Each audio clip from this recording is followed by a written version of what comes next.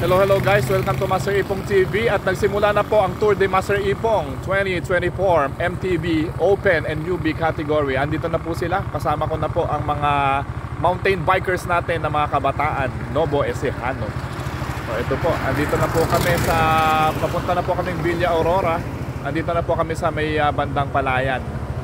So ang flag down po ay sa Bungabon, ano? Sa may arko po ng Bungabon. So nandito na po kami, na po sila, napakarami po ng mga bikers. Meron po kami 50 mahigit na bikers na nandito nakasali. Meron po sila lahat, makikita nyo. Yan, ang ating Tour de Master Ipong 2024 MTB. Ito sila.